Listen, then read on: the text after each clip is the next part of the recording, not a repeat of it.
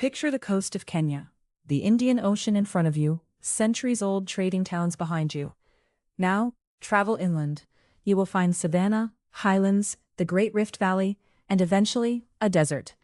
Where exactly is Kenya? Kenya sits on the eastern edge of Africa, right on the equator. 5 countries share its borders: Ethiopia to the north, South Sudan to the northwest, Somalia to the east, Uganda to the west, and Tanzania down south. Then there's the coastline, the Indian Ocean, running along the southeast. Now here's where it gets interesting. Kenya isn't sparsely populated. It's the 28th most populous nation on Earth. As of the latest estimates, more than 51 million people call it home. That makes it the 7th most populous country on the entire African continent. And yet, its population density ranks just 124th globally. 3 cities matter most here: Nairobi, the capital and the largest city in the country; Mombasa, Kenya's oldest city, and its original capital until 1907. If you count the surrounding mainland, along with Mombasa Island, it becomes the 2nd largest urban area in the country. Kisumu, sitting in 3rd place, and a major hub near Lake Victoria. Kenya's terrain rises dramatically, from low coastal plains on the Indian Ocean all the way up to the Central Highlands. Cutting straight through the middle of the country is the Great Rift Valley, a massive geological scar formed over 25 million years ago. At sea level, you're standing at Kenya's lowest point, right on the Indian Ocean coast. Climb high enough, and you'll hit Mount Kenya, the country's highest point, at over 17,000 feet above sea level. It's also the 2nd highest peak on the entire African continent, right behind Kilimanjaro. Nairobi itself sits at an altitude of roughly 5,500 feet. That's part of why the capital enjoys a much milder climate than you'd expect this close to the equator. But Kenya's landscape doesn't stop at mountains and highlands. There are actual deserts here: the Chalbi Desert, located in Marsabit County in northern Kenya, east of Lake Turkana. It extends toward the Ethiopian border.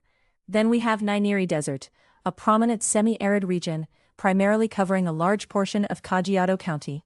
Both are dry. There's also mangrove forests along the coast, and rivers. The Tana River is the longest, stretching over 620 miles, draining a catchment area bigger than some countries. The Galana Sabaki River comes in second.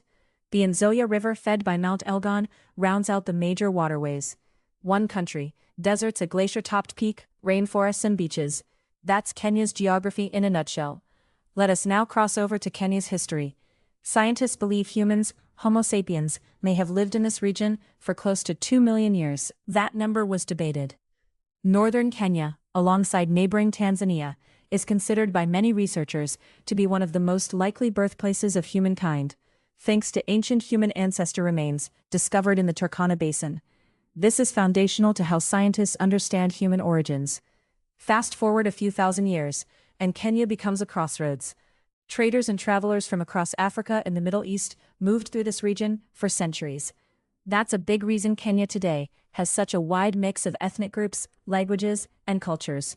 Slavery took hold along the Indian Ocean coast and around Lake Victoria, particularly through the 1600s and 1700s.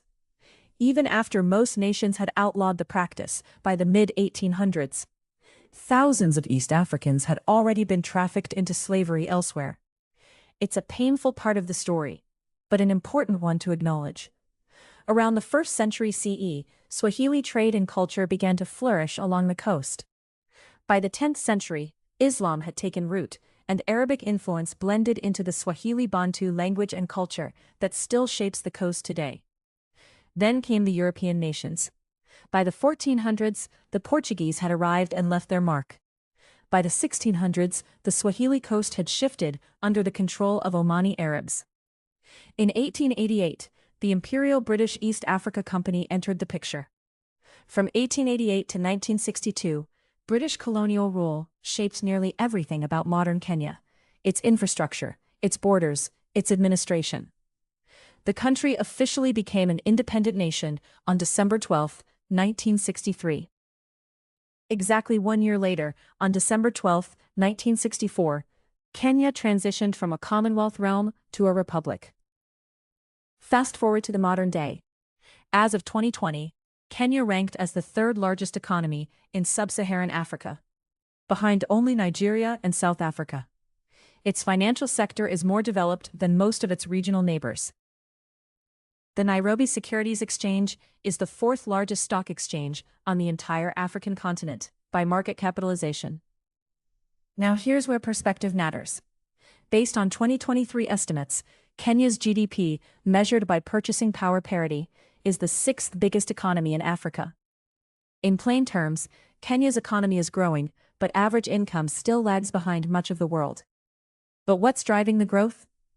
Tourism, telecommunications, agriculture, especially the tea industry, which Kenya is globally known for. Then we also have energy, transport, and manufacturing. Foreign investment is climbing too, with China emerging as one of the most active players in that space.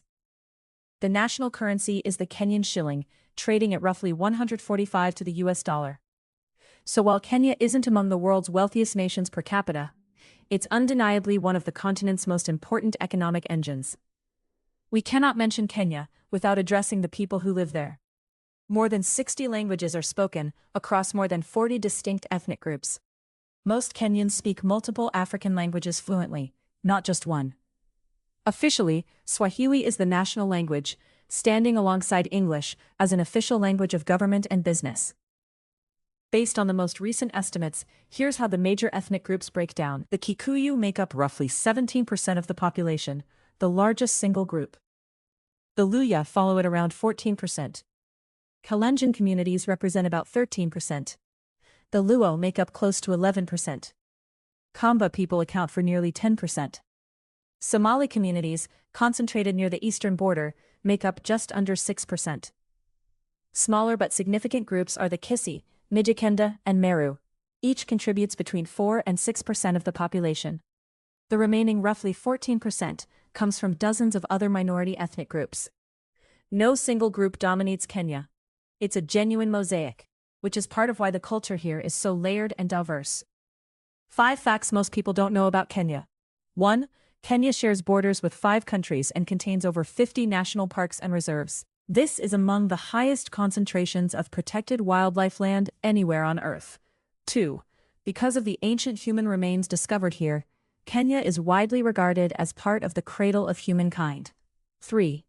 Wangari Maathai, the first woman ever to win the Nobel Peace Prize, was Kenyan. 4. Mount Kenya isn't just the country's tallest peak, it's the second tallest mountain on the entire African continent. It's also home to some of Africa's last remaining glaciers, though scientists expect them to melt away entirely within the next few years. 5. A portion of Lake Victoria, the second largest freshwater lake on Earth by surface area, flows directly through Kenyan territory. From the birthplace of humanity to a glacier-capped peak on the equator, from ancient trade routes to a modern financial hub, Kenya is one of the most layered countries on the planet. Hit subscribe, because there's a lot more of the world left to unpack.